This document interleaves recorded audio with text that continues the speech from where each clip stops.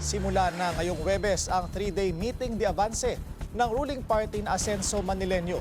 Ang latest sa Manila elections sa agenda report ni Paulo Barcelon, live mula sa Delpan, Tondo. Paulo, bakit nga ba dyan ang unang stop ng mga meeting de avance ng Asenso? Willard, magandang gabi. Target kasi ng Asenso at maging ng ibang mga kandidato sa Maynila na makasungkit ng boto dito sa Tondo. Kaya ito ang unang pit stop ng Asenso Manileño at ang kanilang mga meeting de avance ilang araw bago nga ang halalan sa Lunes. Baluarte din ito at dito nagsimula sa politika ang karibal ng Asenso na si dating Manila Mayor Isko Moreno Domagoso. Umaga pa lang, nag-motorcade na si incumbent Mayor Honey Lacuna sa District 3 ng Maynila. Sinuyod ni Lacuna ang mga masisikip na kalsada at inikot ang lugar ng Santa Cruz. Isa ang distrito sa mga hawak ng Asenso sa Kongreso na kinakatawan ni re-electionist Representative Joel Chua. Sina Chua, 6th District Representative Benny Abante at Asenso Chairman 2nd District Representative Roland Valeriano ang naging target kamakailan ng mga pangungutya ni Vice President Sara Duterte dahil sa kanilang Quadcom hearing sa Kamara sa war on drugs ng Duterte administration at sa confidential funds ng OVP.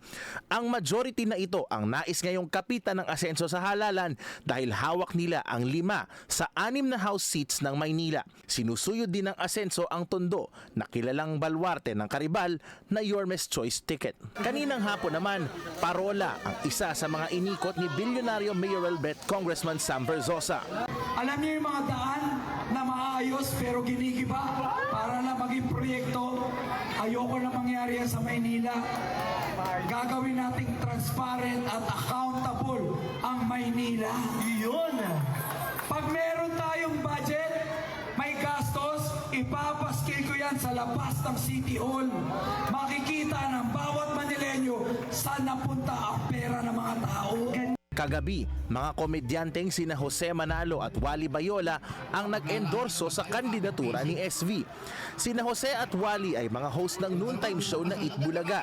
Programang sandaling naging host si Moreno bago natalo ang Tape Incorporated sa kanilang copyright case laban kina Tito Soto, Vic Soto at Joey De Leon.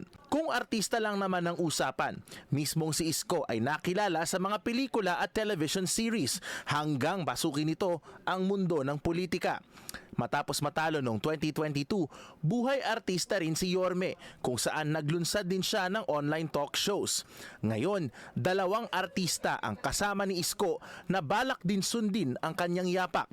Sina 3rd District Councilor candidate Mocha Uson na naging kontrobersyal kamakailan dahil sa kanyang campaign jingle at ang anak mismo ni Domagoso na si Joaquin na tumatakbong konsehal naman sa unang distrito.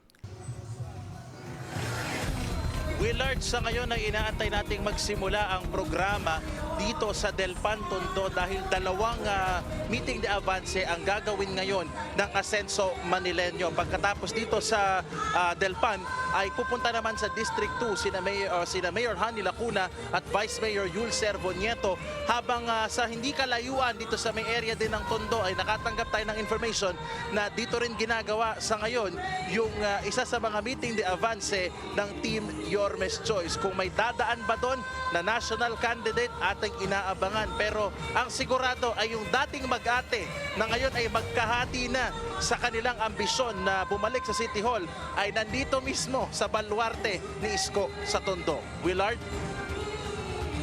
Maraming salamat sa iyo, Paulo Barcelon. Nag-uulat live mula sa Delpan, Tondo sa Maynila.